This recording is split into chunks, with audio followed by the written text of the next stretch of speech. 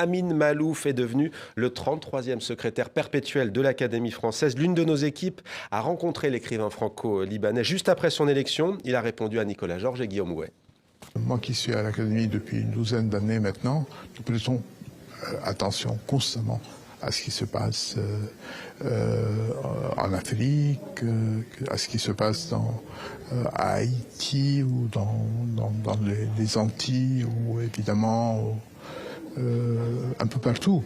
Et je pense en un sens, mon élection de la part de mes confrères a aussi cette signification.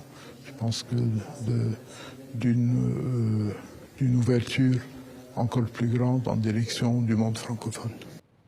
Voilà, le monde francophone. Moustapha Ben Fodil, tiens, allez, peut-être que je vais commencer avec vous puisqu'on y était. Quelle est la portée selon vous de cette distinction pour Amin Maalouf, écrivain elle est avant tout franco-libanais? personnelle.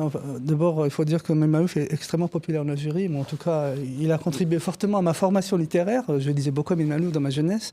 Moi, je trouve que c'est un signe d'ouverture qui est pas mal. Après la dimension politique, je suis un peu méfiant de ces gestes-là, mais je trouve symboliquement, ça fait sens. Ça fait sens. Une réaction Walid Rachedi. D'ailleurs, Amin Maalouf qui ajoute aussi, je n'irai pas jusqu'à dire que la langue française est en danger, mais il y a constamment des menaces. Je pense qu'il faut avoir une vision pour la langue française.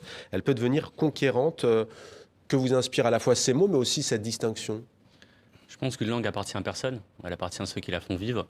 Et Amin Maalouf en est un excellent exemple, c'est un écrivain monde à lui tout seul, c'est un écrivain global et moi je sais qu'il m'a inspiré en fait parce qu'il m'a poussé à regarder le monde avec d'autres yeux que les miens et c'est vrai que je me souviens que quand j'ai lu Les croisades vues par les Arabes, en fait j'ai réalisé qu'il y avait aussi une autre histoire qui était racontée depuis d'autres coins du monde et pas seulement de ma petite salle de classe en Île-de-France.